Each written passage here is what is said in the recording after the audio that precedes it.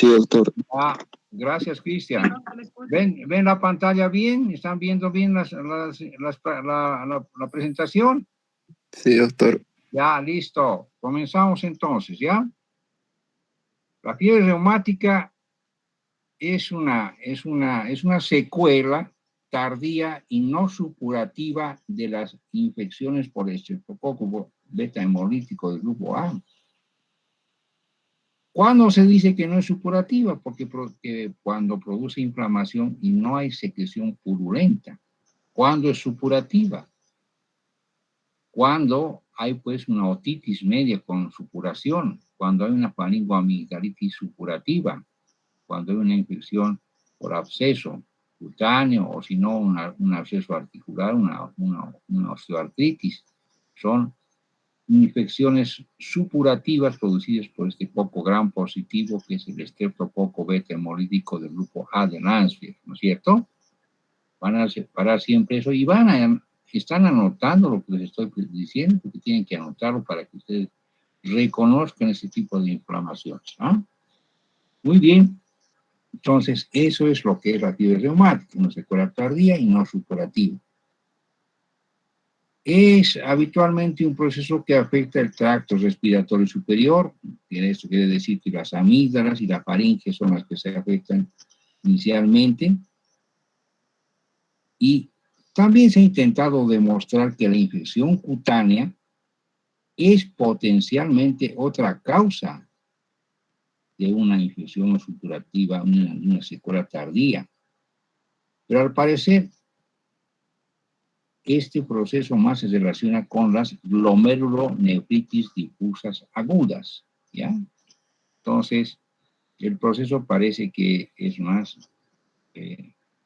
cardíaco, no supurativo, por este estreptococo. El estreptococo número 2, a ver, veremos el siguiente.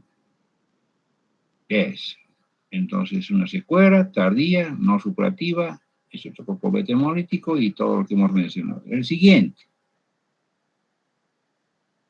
Ya. Epidemiológicamente, el humano es el reservorio natural de estreptococo, el grupo A, 50 por cada 100.000 niños en países en desarrollo, o sea, eso es en nuestros países. 0.1, o sea, una décima, un 3% de pacientes con faringitis estreptocócica no tratada pueden desarrollar proceso reumático, fiebre reumática. Es mayormente incidente en situaciones de pobreza, de hacinamiento y también cuando aumenta la edad del chico, ¿ya? 5 a 15 años es más o menos el tiempo en el que da el primer ataque y los chicos de edad escolar son los más incidentalmente reconocidos por la fiebre reumática. Entonces, este estreptococo puede ocasionar infecciones graves y el estreptococo A, siendo más frecuente en humanos, tiene un componente importante de la pared celular, como vamos a ver enseguida, veremos otro. Entonces, el estreptococo del grupo A es un poco gran positivo, flora comensal de la boca, vive ahí en la boca, ¿ya? El tracto respiratorio superior de la piel, en el intestino, y hay más de 100 serotipos de estreptococo grupo A, ¿ya? El 1, el 2, el 28, el 4, el 3, causales de complicaciones por faringitis, y la glomerulonefritis es una complicación también de estas infecciones por el estreptococo, pero no en la garganta, sino en la piel. Y solo algunas cepas causan fiebre reumática. Bien, veremos otra. Entonces, el estreptococo puede ocasionar graves infecciones porque tiene un componente de pared celular que es un carbohidrato específico que es antigénico y da una reacción cruzada con las glucoproteínas de las válvulas cardíacas. de la estructura cardíaca, tiene unas glucoproteínas y da una reacción cruzada. La proteína superficial que tiene esto que vemos aquí en el dibujito es proteína M, que siendo componente de la pared celular, tiene un papel importante en la virulencia del microorganismo, porque inhibe la fagocitosis por parte de los glóbulos blancos. También hay proteínas T y proteínas R. No se conoce su valor antigénico. Y en la parte interna de la pared se encuentran mucopéptidos y polipeptidoglicanos, que pueden ocasionar también, por efecto tóxico, citotóxico, carditis.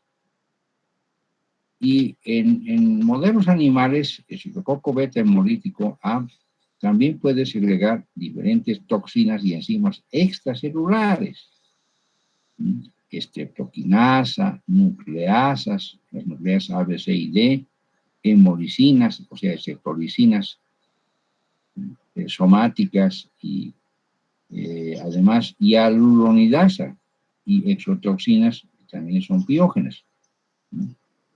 Y las estreptolicinas son las que causan hemólisis, y ahí sale la división de estreptococo hemolítico y hemolítico. Entonces, la infección ocasiona una respuesta de anticuerpos específicos, como las estreptoquinasas, antidesoxirribonucleasa, antiestreptolicinas o antihialuronidasas. Y entonces hay un desarrollo de una inmunidad específica contra estos antígenos, principalmente la proteína M y las toxinas eritrogénicas. Y este efecto inmunológico específico dura muchos años. Entonces, la reacción inmunitaria entre antígenos y células de los tejidos afectados comprende una formación de anticuerpos con infiltrado exudativo, fibrosis del tejido conjuntivo como una reacción del tejido mesenquimatoso y la formación de nódulos. Esas reacciones infiltrativas fibróticas son nódulos que se llaman nódulos de Aschoff, que son característicos del proceso. Y el órgano que más se afecta justamente es el corazón. Y de principalmente dos válvulas, la mitral y también la aórtica. Entonces, además, en genética se establece actualmente una respuesta inmunitaria que explicaría susceptibilidad individual en un grupo, digamos, y que habría ser en un grupo de 100 personas, 15 tendrían susceptibilidad individual, 15% de esta población sería susceptible a sufrir fiebre reumática. Esta respuesta es una respuesta a la presencia de las colonias del estreptococo en la faringe y parece que consiste en una sensibilización de los linfocitos B por los antígenos del estreptococo y formación como respuesta de anticuerpos antiestreptocócicos, formación de complejos inmunes que reaccionarían en forma cruzada con el sarcolema, o sea, con la estructura cardíaca, con el sarcolema cardíaco, con la consecuencia de una inflamación en el miocardio y en el tejido valvular. Esa sería la etiopatogenia del proceso. Muy bien. Siguiente, a ver, veremos otra siguiente. Una siguiente, ya. Clínicamente, las manifestaciones clínicas están dadas por diversos factores, como son la puerta de entrada, edad del paciente, situación inmunitaria en ese momento, afecciones que se repiten amigdalitis que se repiten y son tratadas con paracetamol, antigripales, el niño se restablece, vuelve a enfermarse y ese jueguito, y además muchas veces la falta de acceso a los servicios básicos de salud, donde no se hace más que un tratamiento, ahora se ha vuelto muy sintomático el tratamiento, ustedes saben, viene alguien, lógicamente, lo que primero pensamos es que tiene una rinofaringitis y que puede ser COVID. Entonces le damos paracetamol, le damos antigripales y alguna vez ibuprofeno y esperamos que se restablezca. Pero si este paciente repite sus procesos o no tiene acceso a servicios básicos de salud donde la gente reconozca con cuidado al hacer una exploración física, inclusive ahora tenemos el temor de mirar la garganta. Entonces estamos viendo la garganta desde lejitos, la vemos apenas, el chico no quiere sacar la lengua y no queremos ver el fondo de la garganta, y eso está mal, porque lo que hacemos es no mirar bien la garganta y no darnos cuenta de que hay exudado purulento, y que pueden haber criptas y hipertrofia de las amígdalas, y no solamente ser una faringitis, sino ser un proceso de amigdalitis. Entonces no lo estamos viendo ahora bien con cuidado del paciente, ¿no? Entonces, hay que considerar todos estos detalles, edad del paciente, su situación inmunitaria, inclusive su situación alimentaria y nutricional. Ya sabemos que la gente más humilde, más pobre y más de escasos recursos tiene más posibilidad de no tener un acceso al médico y sufrir estas consecuencias, ¿no? Cuando no se da un antibiótico. Y el periodo de latencia desde la infección de estreptococo beta hemolítico es de 2 a 4 semanas. ¿Sí? Y en lactantes, inclusive más pequeños, hasta los 6 meses, se puede presentar como una nasofaringitis con exudado más mucopurulento, ¿no es cierto? Y no tener los signos y síntomas que estamos viendo aquí en el dibujito, ¿no? O sea, fiebre, artritis, carditis, corea, nódulos subcutáneos y el eritema circinado o eritema marginado. El comienzo puede ser, en esta forma, los síntomas pueden ser catarrales en lactantes pequeños, que es raro en lactantes pequeños el proceso, pero sin embargo hay que pensar también en su posibilidad del antibiótico cuando el niño está con procesos infecciosos. Entonces el cuadro se parece a un resfriado común en este grupo de niños. Pero en niños que son un poquito ya mayores, pueden encontrarse otros datos, ya en niños de 6 meses a 3 años con fiebre poco intensa, síntomas generales leves, nasofaringitis poco intensa con exudado nasal, claro, adenopatías cervicales dolorosas, puede haber posibilidad de una otitis media, una sinusitis, ¿sí? Hasta estos son cuadros que se detectan solamente con cultivos nasofaríngeos. Entre 3 a 12 años se manifiestan agudamente por una faringoamigdalitis, que muchas veces puede inclusive dar un exantema que se llama escarlatina. Puede haber exantema o no puede haber exantema, una evolución de 7 días o una semana, ¿no? Más. Entonces, hemos dicho que las complicaciones de las estreptococcus son supurativas y no supurativas. La más temible de las no supurativas es la fiebre reumática aguda, que es un proceso autoinmune, cuyas secuelas son valvulopatías, y como parte de una carditis o una cardiopatía reumática. Entonces, el paciente puede tener episodios de faringitis entre 1 a 5 semanas antes de que se suceda el primer cuadro de lo que es la fiebre reumática, que se basa en los criterios de Jones. Entonces, aquí están, recuerden, la fiebre, la artritis, en letras más grandecitas, carditis. ¿Artritis qué es? Es una inflamación de los segmentos articulares con edema y dolor que se presentan en esas regiones y que el paciente le manifiesta. Si es un escolar, le dice, me duele mi codo, o su mamá le dice, su madre o su padre, que trae al niño, dice, tu codo se ha hinchado y está rojo. Eso es una artritis. También puede ser artralgia. Carditis, el niño ya tiene taquicardia, sus ruidos cardíacos son apagados y puede tener cardiomegalia. Corea, es corea o corea de Sydenham o mal de San Vito, que vamos a ver enseguida. Puede detectarse en nódulos subcutáneos. En esa fotografía que ustedes ven es de persona mayor, y esos dedos así torcidos prácticamente, con clinodactilia y nódulos, son más que todos de un reumatismo, ¿no? Y ahí abajito alguien bailando un mar de San Vito, que es la corea de Sydenham.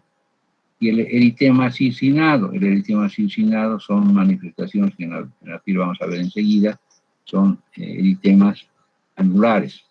Siguiente. Entonces, la clínica de un ataque de fiebre reumática comprende los criterios mayores, como son carditis, poliartritis, corea, eritema circinado y nódulos subcutáneos. Esos son criterios mayores, agrupados por Jones. Entonces, criterios mayores son esos que están marcados así. Menores, clínicamente fiebre y artralgia. Artralgia no es igual que artritis. Artralgia solamente es dolor de las articulaciones y no es una inflamación con edema del segmento articular. El laboratorio, reacciones de fase aguda, sedimentación globular alta, antiestreptolicinas elevadas, esos son criterios menores. Y laboratorios que son más específicos, elevación de los títulos de anticuerpos relacionados a la infección por estreptococo. Entonces, el diagnóstico se establece con esas manifestaciones mayores y manifestaciones menores. Entonces, además, se establece con evidencia de infección por grupo de estreptococo beta hemolítico, en cultivo faríngeo o un test antigénico rápido para el estreptococo beta hemolítico, título de anticuerpos antiestreptocócicos aumentado. Entonces, ¿cómo se interpreta estos criterios? Vamos a ver la siguiente. A ver, miren la siguiente. Ya. Vean algunos de los signos. Ahí ven una poliartritis migratoria. Esa es una sensación de edema, de dolor en la articulación que se va al codo, se va a las muñecas, se va a los tobillos, se va a las rodillas.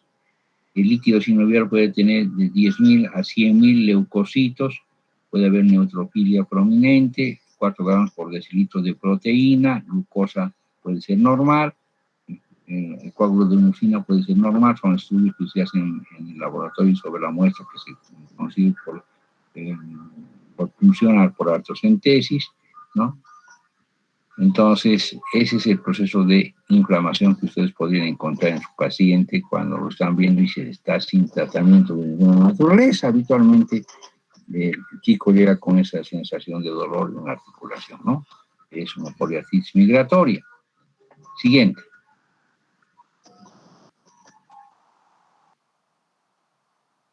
La carditis da en más de la mitad de los chicos. Entonces, la carditis, ¿no es cierto?, es una puerta de entrada a las complicaciones y secuelas. Es un paso a entrar en pancarditis, que te va a indicar derrame pleural, te va a indicar miocarditis, te va a indicar inclusive endocarditis, que son las valvulitis, que son hallazgos universales en la fiebre reumática. La enfermedad valvular mitral aislada o asociada con válvula aórtica, habitualmente lo hace en forma mitral. La válvula mitral es la que se daña más rápidamente y más fácilmente. Las válvulas del lado derecho del corazón habitualmente no se dañan. Puede haber insuficiencia o estenosis mitral.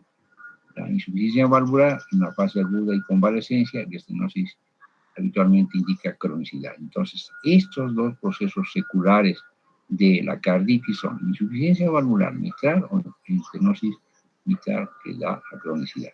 Bueno, siguiente, a ver.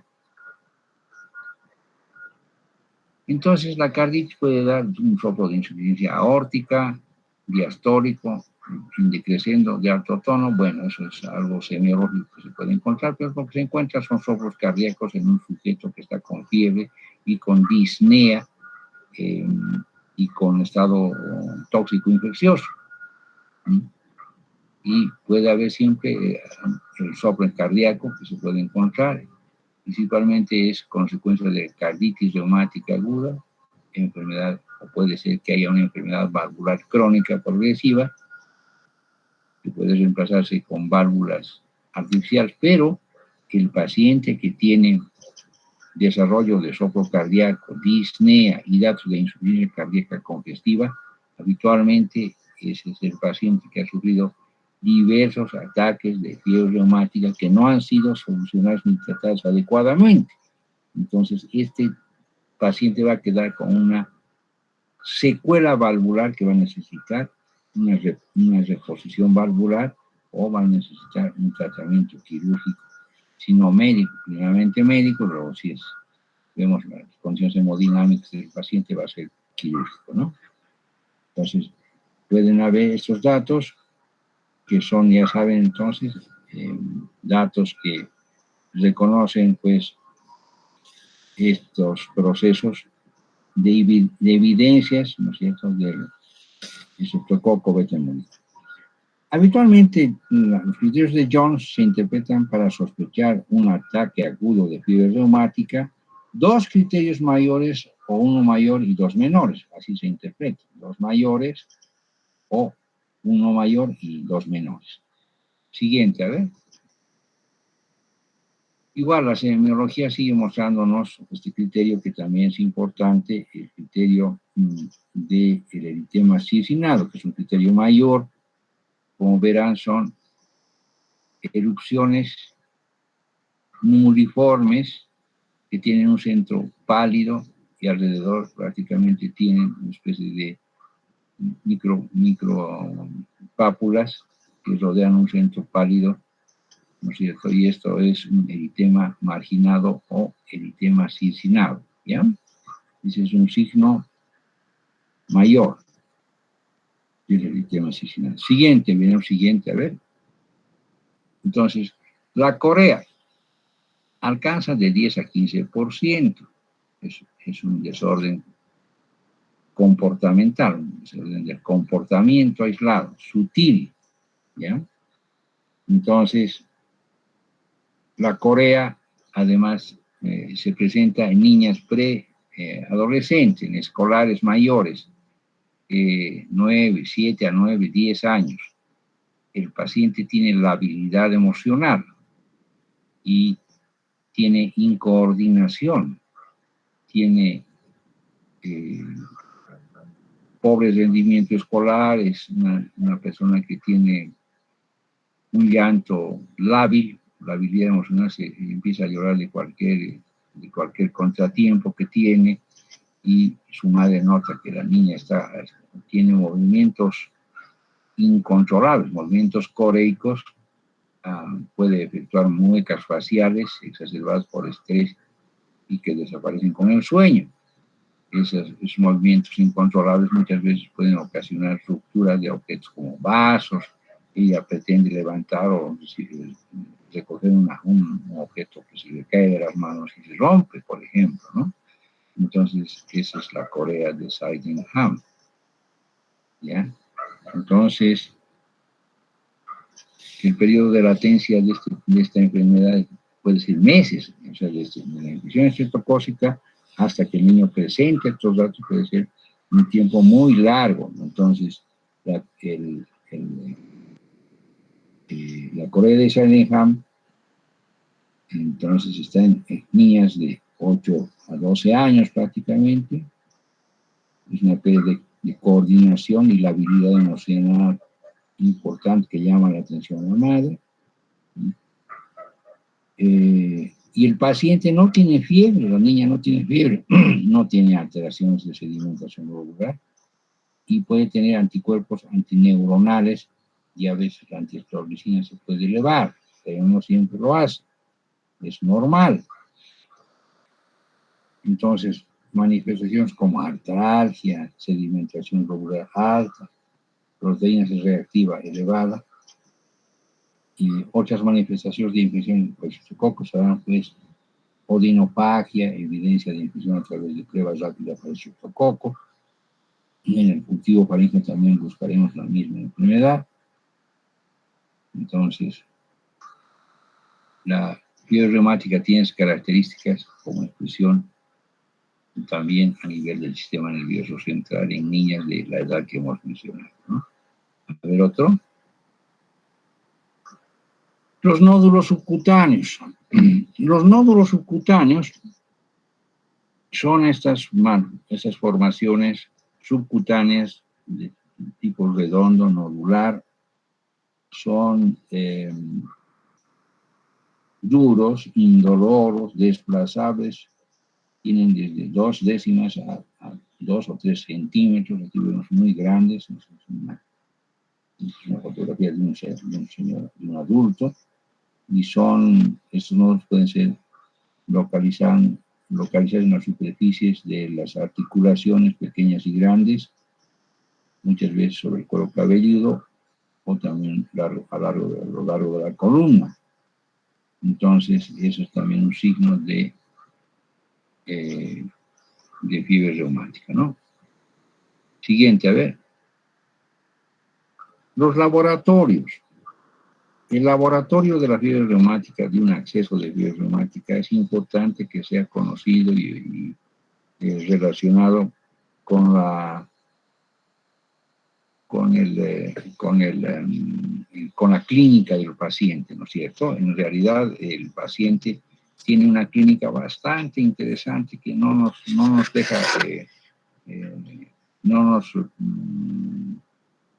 abandona en la búsqueda de los signos y comprobación del diagnóstico, ¿no? Entonces, ya tenemos los criterios de Jones, ¿no es cierto?, revisados. Estos son 3 grupos de hallazgos clínicos de los laboratorios importantes que se utilizan para el diagnóstico, también existen. La biometría hemática, podemos ver una leucocitosis con neutrofilia, la proteína reactiva que se traduce en forma inespecífica como una inflamación tisular, una respuesta positiva de la proteína reactiva, las hipergamma-globulinemes, que también son inespecíficas como respuesta inmune a un agente agresor, y antiestreptolicinas, que aparecen a 2 semanas después de infección estreptocócica y permanecen elevadas hasta 3 meses. Pueden indicar solamente que hubo infección, no son específicas de actividad reumática, o sea, no se pueden controlar para ver si están bajando y entonces asegurar de que el paciente no tiene actividad reumática. Pero son también valiosas en el diagnóstico laboratorial junto a las pruebas de reacción inespecífica que se puede conseguir en el laboratorio, ¿no? Esas son las pruebas que se deben utilizar. Siguiente, a ver. El diagnóstico, entonces ya saben, es criterios mayores asociados a criterios menores, y ya saben cuáles son los criterios mayores, la carditis, la poliartritis, la corea, el eritema cincinado, nódulos subcutáneos, criterios menores clínicos y laboratoriales, y laboratorios más específicos, elevación de los títulos de anticuerpos de los niños para infecciones estreptocócicas. Bueno, esos son el diagnóstico en el laboratorio junto a los criterios de Jones, ¿no? Siguiente. Entonces ya sabemos cómo se hace el diagnóstico con los criterios de Jones, asociándolo al laboratorio que vamos a pedir para completar nuestra posibilidad de diagnóstico, ¿no? 2 criterios mayores o un criterio mayor y 2 menores. Fácil de recordar, y los criterios mayores ya saben cuáles son, y los menores también. Siguiente, a ver. El tratamiento. Cuando hay sospecha de estreptococo, aparte del laboratorio, podemos solicitar también, si es que hay una infección por estreptococo, simplemente podemos hacer un tratamiento antibiótico. Inclusive, ese es el problema que se crea cuando no se ve no se puede hacer una buena semiología de la garganta. Y entonces, en muchos casos, hasta yo considero que es mejor darle un antibiótico a no darle nada, siempre que sepamos que hay ciertos factores que ya hemos analizado en cuanto a la génesis del proceso, ¿no? Entonces, y después del laboratorio para determinar carditis con biometría, sedimentación, PCR, antihistamina, placa de tórax, o puede ser una radiografía de tórax para ver si hay carditis, ¿no es cierto? Hay cardiomegalia de se va a presentar. Pero su cardiografía también va a mostrar algunos detalles en cuanto a al tamaño de los compartimentos cardíacos y el desvío del eje. También se pueden hacer estudios de ecografía bidimensional, ecodoppler. Entonces, después de todo esto, el tratamiento es básicamente penicilina. El tratamiento se hace con penicilina. Se utiliza penicilina benzatínica, por ejemplo, una sola dosis, 600.000 a 1.200.000 unidades para erradicar el estreptococo beta hemolítico. Y cuando hay alergia, se puede sustituir por eritromicina o lo similar, que hay ahora la citromicina y la claritromicina. Cuando el paciente es alérgico, la eritromicina se da 40 miligramos por kilo por día, por 10 días y 3 dosis, o sea, cada 8 horas. Se puede dar un tratamiento antiinflamatorio con aspirina o corticoides, como vamos a ver enseguida. Y cuando hay la posibilidad de una carditis reumática, entonces la utilización de aspirina y corticoides es parte del tratamiento estandarizado. A ver, siguiente. Entonces, se podría utilizar un analgésico para el control del dolor y la fiebre mientras se observa la espera de signos definitivos de virus reumática o de otra enfermedad. Si hay poliartritis miliatriz, típica carditis sin cardiomegalia o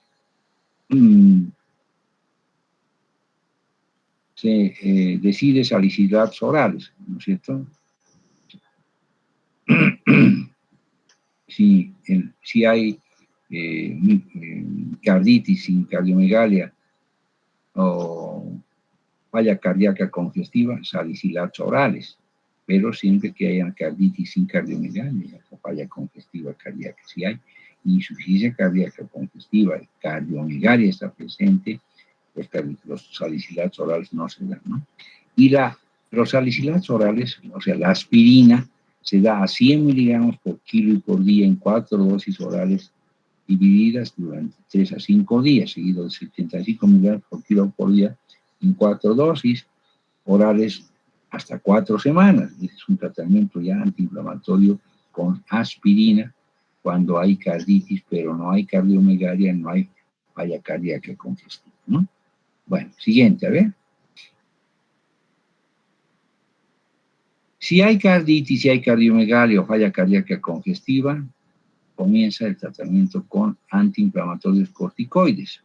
Se da prednisona, 2 miligramos por kilo por día, dividido en 4 dosis orales durante 2 a 3 semanas, seguido por una disminución paulatina, reduciendo 5 miligramos cada 24 horas por 2 o 3 días. O sea, se desteta el corticoide.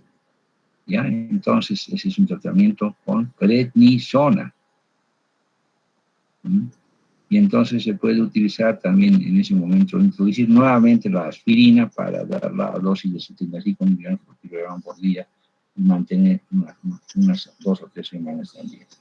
Entonces el tratamiento puede ser penicilina, aspirina y corticoides. Entonces, el tratamiento antiinflamatorio, ahora ya saben ustedes que corresponde no solamente el tratamiento, no solamente antibiótico, sino también es antiinflamatorio. Entonces, esos son los esquemas establecidos de tratamiento. El siguiente, a ver. Cuando hay corea de Sydenham, hay que eliminar el estrés físico y emocional del paciente. Y se puede utilizar medicamentos como el fenobarbital, la clorpromacina, diazepam, haloperidol. Son medicamentos que se utilizan para controlar el proceso de la corea y entonces, aparte del proceso de la corea, se debe hacer un tratamiento con antibiótico y utilizar penicilina de 1.200.000 según la edad, ¿no es cierto? Puede ser repetirse la penicilina cada 28 días y también se ha utilizado para esta corea inmunoglobulinas intravenosa debido a los anticuerpos antineuronales que tiene el proceso, ¿no?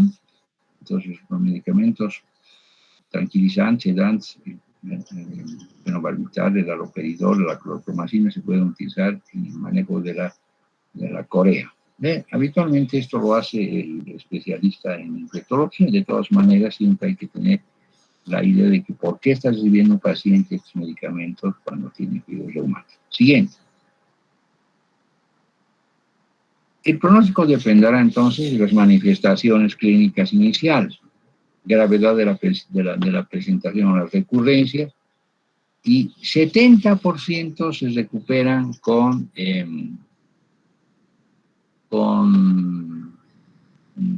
sin cardiopatía residual, no queda.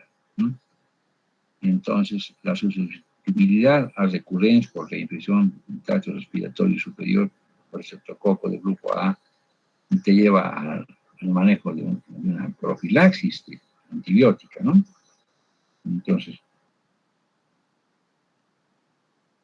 hay que tener siempre en consideración que cualquier paciente con antecedentes de fiebre reumática aguda, incluyendo hasta la corea, y los que no tienen signos de cardiopatía reumática deberían recibir profilaxis siempre que se mantenga este criterio, ¿no es cierto?, de susceptibilidad a procesos recurrentes. Entonces, muchas veces en pacientes que han tenido ataques de fiebre reumática durante la niñez, la profilaxis podría ser indefinida mensualmente. Sin embargo, se considera que hasta que el paciente tenga 25 años, desde 21 a 25 años, sin haber presentado ningún signo de afectación valvular y si no posee profesión de alto riesgo, si existe valvulopatía, se puede ya suspender el tratamiento profiláctico a esa edad. Pero si hubiese una valvulopatía residual, entonces el paciente debe quedarse con profilaxis indefinidamente. El tratamiento de elección para profilaxis secundaria es de 600.000 unidades de penicilina benzatínica en pesos de menos de 27 kilos y cada 28 días. Y 1.200.000 unidades con peso mayor de 27 kilos, igual, 1.200.000 cada 28 días. Alternativas serían penicilina sódica oral, de 125 a 250 miligramos 2 veces al día, pero en forma permanente, u otros antibióticos, eritromicina 2 veces al día también, en forma permanente. Entonces, esa sería la profilaxis prácticamente de todos los pacientes que hubiesen estado en sospecha de una fibrosis reumática, que ha dejado una valvulopatía o no la ha dejado. Y en el caso de infecciones primarias por estreptococo, la penicilina siempre se debe utilizar como profilaxis de prevención primaria y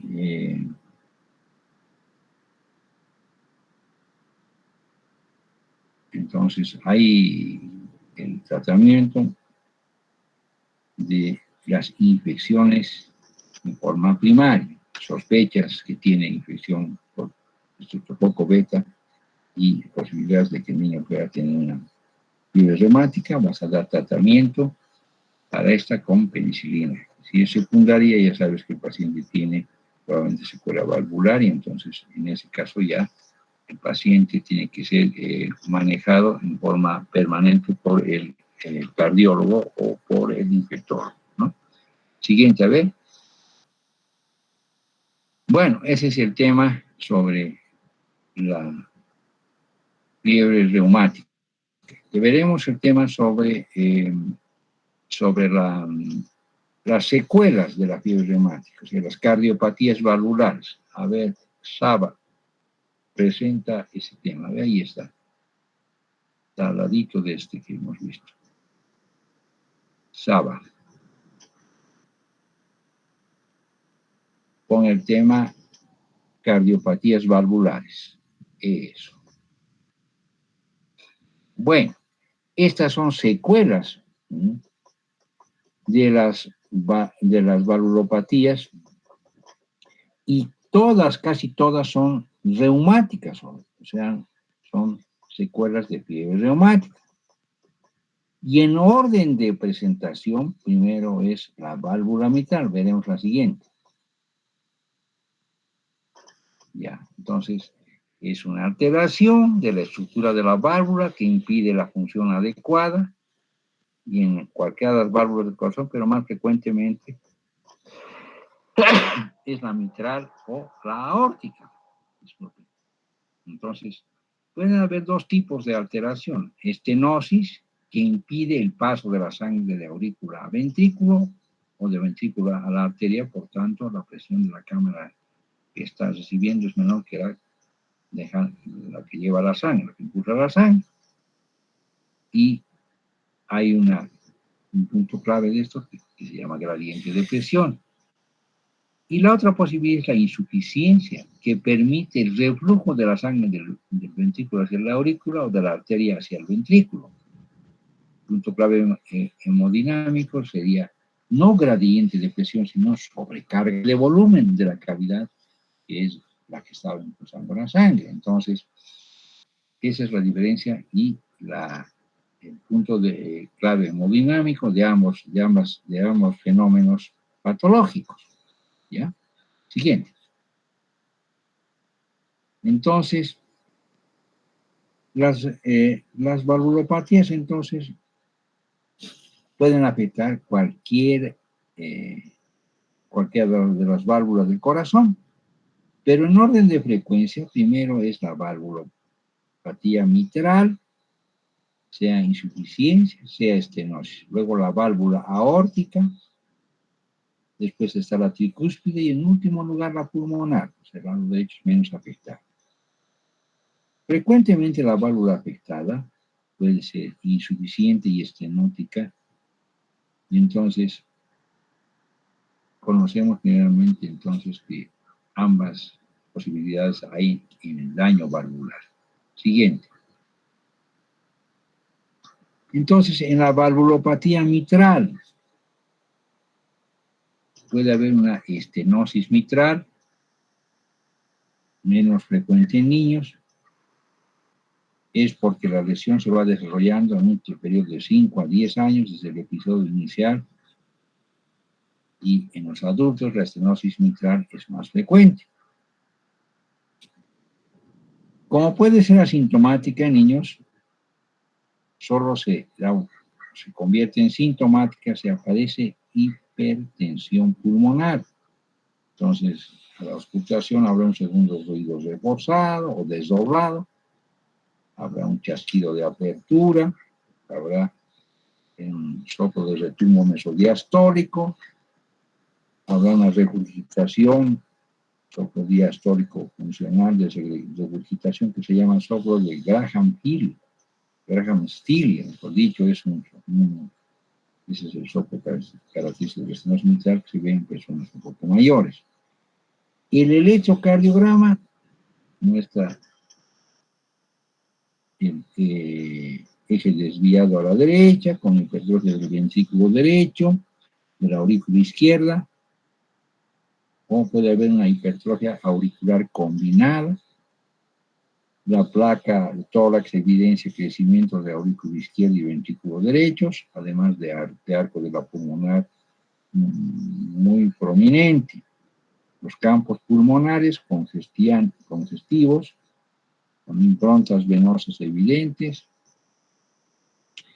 Y en este paciente puede haber prolapso valvular y entonces hay que ver esas características. La siguiente Entonces, ya saben que pues, la estenosis, a medida que el niño va creciendo, va ganando en edad, va a tener esos detalles sobre las manifestaciones eh, de la, de la, del daño valvular. Y cuando se hace ecografía, el diagnóstico se precisa justamente por las características de movilidad, las características dinámicas de la válvula, ¿no? Entonces, el tratamiento médico es un tratamiento siguiente, a ver, el tratamiento médico hay que hacer una buena higiene bucal, cepillado de dientes, ¿no? Se hará profilaxis de endocarditis bacterianas con penicilina y otros antibióticos en el caso de que se necesite hacer algún procedimiento en vía gastrointestinal, vía genital, urogenital, un tratamiento de cavidad oral por el odontólogo. Habrá restricción del ejercicio físico según el estado clínico del paciente, y el paciente, a través de la evaluación por el cardiólogo, puede necesitar un cardiotónico, como la digoxina, al menos cuando la electrocardiografía muestra fibrilación. Entonces, en cardiología intervencionista también puede haber un tratamiento, ¿no? Con valvuloplastía, con valvuloplastía y a través de balón comisurotomía, o una cirugía cardiovascular, que es una comisurotomía abierta, principalmente en congestión con disnea de esfuerzo, edema agudo pulmonar, fibrilación recurrente, tromboembolismo pulmonar o hemoptisis. En este grupo de pacientes, que habitualmente ya son gente mayor, pueden necesitarse esta serie de técnicas, siempre que no haya una resistencia vascular pulmonar aumentada o un corazón pulmonar crónico, ¿no? Bueno, esa es una alternativa sobre lo que es la estenosis de válvula mitral. Y la otra secuela es la insuficiencia, la siguiente. Entonces, la insuficiencia mitral es más frecuente en niños con cardiopatía reumática. Inicialmente, estos chicos podrían estar asintomáticos, tener tal vez palpitaciones y cansancio. En el examen se encontrará un soplo sistólico de regurgitación 2 a 4 sobre 6, bajo, o sea, en la punta del corazón, que se irradia a la axila, R2 desdoblado, y la aparición de un R3. El electrocardiograma en forma inicial es normal, pero después habrá hipertrofia ventricular izquierda y predominio del ventrículo izquierdo, con hipertrofia auricular.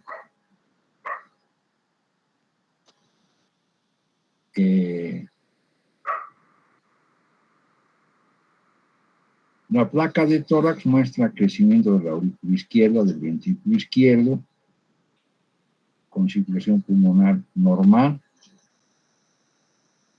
pero esta circulación puede quedar aumentada en el pulmón cuando hay insuficiencia cardíaca secundaria a esta valvulopatía.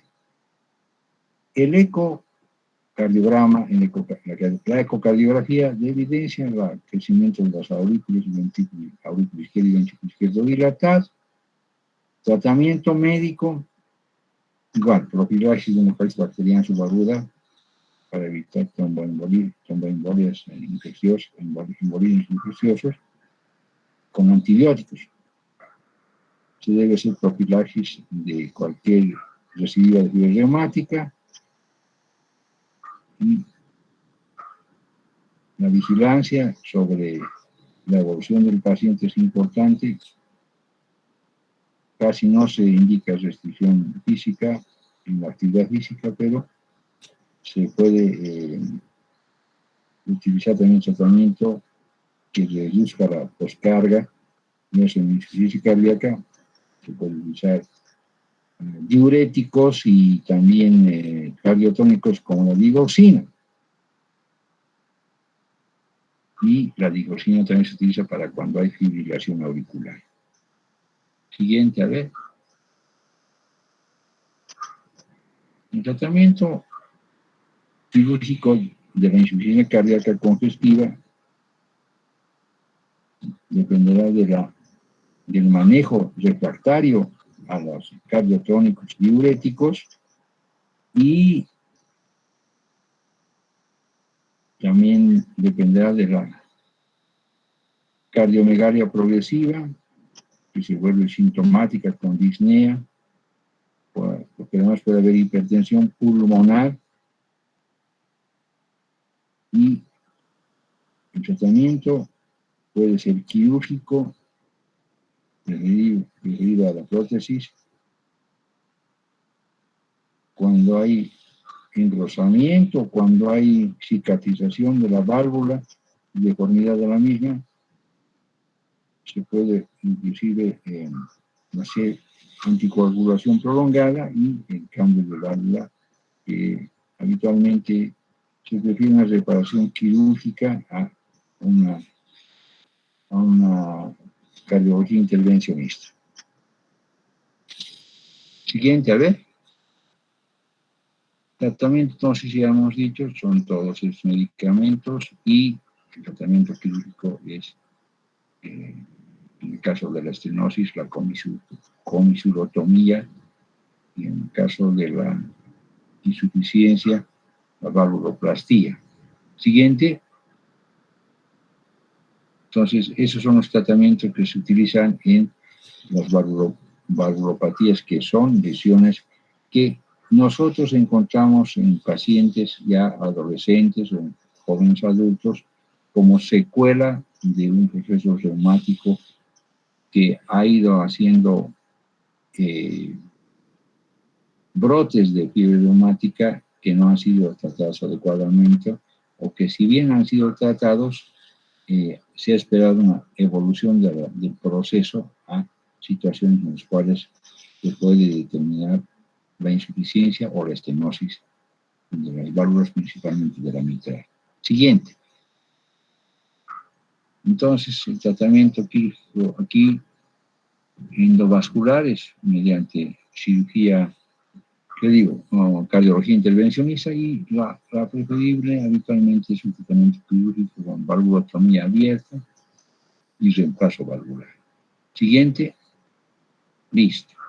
Con esto hemos acabado en la parte de fiebre reumática, que debe ser un tema siempre considerado por ustedes en el paciente que repite sus procesos de amigdalitis a repetición, tiene ya después dolores articulares, tiene estado tóxico infeccioso, y lógicamente de repente encuentran ya el paciente con que ya ha tenido un brote de fiebre reumática y que le ha dejado una secuela valvular que ustedes ya pueden escuchar a través de la auscultación del corazón, y entonces si hay un soplo tendrán que determinar si no es fiebre reumática. El diagnóstico diferencial será con endocarditis bacteriana si el paciente está en un estado tóxico infeccioso severo, o es un paciente que tiene solamente una amigdalitis con un nuevo brote de fiebre reumática, ¿no? Muy bien, con eso hemos concluido la parte de valvulopatías. La siguiente vamos a entrar a ver algo sobre miocardiopatías y vamos a terminar con insuficiencia cardíaca congestiva. Muy bien, nos quedamos entonces ahí. Gracias, Esquema. Gracias, chicos. Nos vemos después. Chao, chao. Gracias, doctor. Hasta luego, doctor. Buenos días. Hasta luego, doctor. Buen día. Hasta luego, doctor.